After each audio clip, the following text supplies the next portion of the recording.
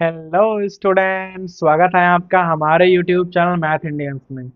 कक्षा 12 गणित में इस समय हम लोग 7वां चैप्टर पढ़ रहे हैं, समाकलन, इंटीग्रेशन। भाई जिसके अंतर्गत इस समय हम लोग निश्चित समाकलन पढ़ रहे हैं, जहां पर हम लोग निश्चित समाकलन के विशेष गुणधर्मों का यूज भी कर रहे हैं। भाई अभी हम सवाल नंबर भाई 11 यहाँ पे लिखा हुआ है। लिमिट है आपकी -π/2 से +π/2, और भाई लिखा हुआ है sine square x D x. जैसे ही आपको भाई इस प्रकार की लिमिट दिखती है, आप तुरंत जान जाओ कि यहाँ पर प्रॉपर्टी नंबर 7 लगने वाला है। भाई सूत्र क्या होता है प्रॉपर्टी नंबर 7 का? अगर लिमिट -a से +a है और कोई फंक्शन दिया हुआ है, तो वहां पर ना दो कंडीशन होती हैं। अगर सम फलन है, अगर ये सम फलन है, तो भाई इस प्रकार से हो जाएगी लिमिट, लिमिट बदल जाएगी और उसे आप इस प्रकार से लिख सकते हो। लेकिन अगर भाई विषम फलन है, अगर विषम फलन है, तो आप वैल्यू सीधे 0 कर दीजिए, सवाल लगाने की कोई जरूरत नहीं है। अब ये सम और विषम फलन क्या होते हैं, ये भी हमने आपको बताया था। अगर आप कहीं फंक्शन में x की जगह -x रख दो और फलन पर कोई प्रभाव ना पड़े, तो भाई जान जाओ ये सम वाला है। और अगर भाई x की जगह आप -x रखो और इस प्रकार से फलन आ जाए, तो जान जाओ ये वाला एक विषम फलन होगा। तो जहां पर विषम फलन होगा वहां सीधे 0 करना है, और जहां पर सम फलन होगा वहां ना लिमिट इस प्रकार से बदल जाया करेगी। तो हमें भाई यहां पर भी यही ट्राई करना है। देखो आई बराबर, सबसे पहले आप ये पहचानो कि ये सम फलन है या विषम फलन है। देखो अगर किसी पर घातें लगी हुई हैं और घातें सम है, तो वो हमेशा सम फलन होगा। अगर घातें विषम होती तो भाई हमें चेक करना पड़ता कि सम है या विषम है। देखो विषम में जरूरी नहीं है कि विषम हो, लेकिन अगर घातें सम है तो जरूरी है वह एक सम फलन होगा। तो यहां पर लिख दोगे, क्योंकि भाई ये सम फलन है, तो लिमिट जाएगी बदल 0 से π/2, और बाहर निकल आएंगे 2, और बाकी भाई जो हमारा फंक्शन है वो वैसे ही रहेगा, उस पर कोई प्रभाव नहीं पड़ेगा।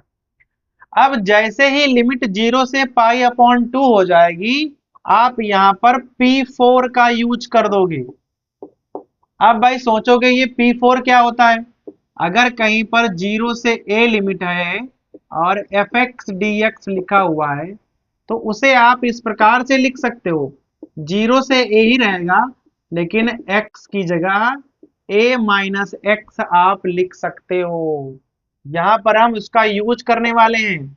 दो तो बाहर ही हैं, 0 से π/2। जहां पर लिखा है साइन स्क्वायर, उसको साइन स्क्वायर लिख लो। जहां लिखा है x, वहां लिखोगे π/2 -x dx। Sine π/2 -x cos x में बदल जाएगा, तो i बराबर 2 बाहर है, 0 से π/2, ये हो जाएगा आपका cos स्क्वायर x dx। अब ध्यान दीजिएगा, इसे आप पहला मान लो समीकरण, इसे आप मान लो दूसरा समीकरण, और इन दोनों को ना जोड़ दो, तो i और i 2i हो जाएगा। दो यहां पर भी है, दो यहां पर भी है, कॉमन निकाल लो, 0 से π/2। ये आपका लिखा है साइन स्क्वायर एक्स dx, और भाई ये लिखा है cos स्क्वायर एक्स dx।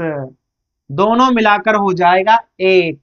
ठीक है, तो पहले यहां आप दो और दो ना कैंसिल कर दो, दोनों तरफ लिखा था ना, तो i बराबर क्या हो जाएगा? देखो यहां आ जाएगा 1, और 1 का समाकलन होता है x, और लिमिट रहेगी 0 से π/2। लिमिट यहां पर ओपन करोगे तो π/2 और माइनस का हो जाएगा 0, तो i का मान आ जाएगा सीधा π/2। और भाई देख लो यही आपका आंसर हो जाएगा। तो पूरे सवाल में हमने दो भाई प्रॉपर्टी यूज करी है। ये प्रॉपर्टी नंबर 7 बोली जाती है, जिसमें क्या होता है, अगर लिमिट माइनस ए से ए है तो आपको खाली ये देखना है कि सम फलन है या विषम फलन है। सम है तो आपको ना दो बाहर निकालो, 0 से पाई अपॉन 2 हो जाएगी जो ऊपर लिखा हुआ था, और उसको आगे आप हल कर डालो। अगर वो विषम फलन होता तो आप सीधे आंसर को 0 लिख देते, काम ही खत्म था। चूंकि ये एक सम फलन था तो वहां पर हमने P4 का यूज किया, जिससे साइन जो है वो कॉस में बदल गया, दोनों को जोड़ा और देखो भाई सवाल कितने आराम से हो जाता है। ठीक है, तो ये हो गया हमारा सवाल नंबर 11। अब भाई प्रश्न नंबर 12 को देख लो, लिखा हुआ है लिमिट है 0 से पाई, ऊपर है x dx और भाई नीचे लिखा है 1 प्लस साइन एक्स। ठीक है, अभी देखो ऊपर लिखा है x, तो भाई ये x वाला ना हमें गायब करना पड़ेगा। तो इसे हम कैसे गायब करेंगे? सबसे पहले हम यहाँ P4 का यूज करने वाले हैं। भाई आपको हम कई बार बता चुके हैं कि P4 क्या होता है। अगर कहीं पर लिमिट 0 से a लिखी हुई है, fx dx लिखा है, तो लिमिट तो आपकी वही रहेगी, लेकिन जहां पर x है वहां आप a माइनस एक्स लिख सकते हो। इसे हम कहते हैं प्रॉपर्टी नंबर 4, P4। भाई यूज करने वाले हैं i बराबर 0 से पाई, जहां पर भी x लिखा है वहां पर आप पाई माइनस एक्स इस प्रकार से लिख सकते हो, 1 plus sine pi minus x. ठीक है, तो जहां जहां x था वहां वहां हमने पाई माइनस एक्स लिख दिया है। ध्यान देना, साइन पाई माइनस एक्स का मान साइन एक्स ही होता है, तो इसे आप थोड़ा सा खोल के लिख दो, 0 से पाई, ऊपर है पाई माइनस एक्स, दोनों को अलग अलग कर दो, यहां हो जाएगा pi D X 1 plus sine X, और ये जो माइनस एक्स है उसको ना अलग कर दो, तो 0 से पाई एक्स डी एक्स और यहाँ 1 प्लस साइन एक्स।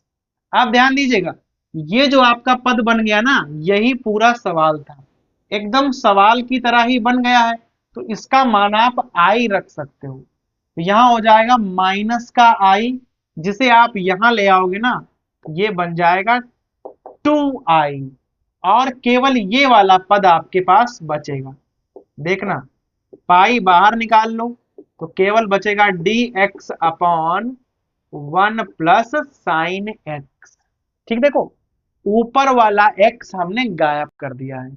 जैसे ही P4 का यूज किया तो भाई दो पद बन गए, दो पदों में एक पद तो बिल्कुल वैसा ही बन गया जो हमारा मेन सवाल था, उसका मान हमने i रखा तो आई हो गया 2i, और यहां पर जो पद बचा है उसमें ऊपर x नहीं लिखे हुए हैं। अब यहां पर हम P6 का यूज करेंगे, प्रगुण नंबर 6 का। देखो जो हमारा P6 होता है वो क्या होता है, बहुत ध्यान दीजिएगा। अगर कहीं पर लिमिट 0 से 2a लिखी हुई है, 0 से 2a और fx dx लिखा हुआ है, तो भाई उसका मान जो है वो सीधे हो जाएगा 2 0 से a fx dx। लेकिन उसकी एक कंडीशन होती है, कंडीशन ये होती है अगर आप x की जगह 2a माइनस एक्स रख दो और जो उत्तर है वो fx के बराबर आ जाए। अगर आप x की जगह 2a माइनस एक्स रख दो और उत्तर fx के बराबर आ जाए, तो लिमिट जो है 0 से 2a के बजाय 0 से a हो जाएगी, और जो ये वाले दो है ना ये बाहर निकल आएंगे। इसे कहते हैं प्रॉपर्टी नंबर 6। यहां पर ऐसा हो जाएगा, देखना कैसे। क्योंकि भाई साइन एक्स के बारे में आपको पता होना चाहिए, अगर आप साइन पाई माइनस एक्स कर दोगे तो उसका जो मान है वो साइन एक्स ही रहेगा। तो अगर आप x की जगह 2a माइनस एक्स का यूज करते हो तो उसकी वैल्यू नहीं बदलेगी। अगर नहीं बदलेगी तो आप ये वाली प्रॉपर्टी यूज कर सकते हो, यहां पर हम यूज करेंगे 2i, यहां से दो कॉमन मिल जाएंगे तो 2 पाई, और लिमिट बन जाएगी 0 से पाई अपॉन 2, यहां हो जाएगा dx upon 1 plus sine x, 2 और 2 यहां हो जाएंगे कैंसिल। अब देखना आई बराबर यहां पाई लिखा है, 0 से पाई अपॉन 2। जैसे ही लिमिट 0 से पाई अपॉन 2 बनती है ना, यहां पर हम फिर से P4 का यूज करेंगे। यही वाला P4 यूज करने वाले हैं। देखना dx यहाँ 1 प्लस साइन, जहां पर x लिखा है वहां पर हम a माइनस एक्स का यूज करेंगे। a इस बार क्या है, पाई अपॉन 2 माइनस एक्स का यूज करने वाले हैं। Sine pi upon 2 minus x cos x हो जाएगा भाई, बन जाएगा पाई 0 से pi upon 2 d x upon 1 plus cos x. Cos के साथ अगर 1 लिखा हुआ है तो उसे आप हल कर सकते हो बड़े आराम से।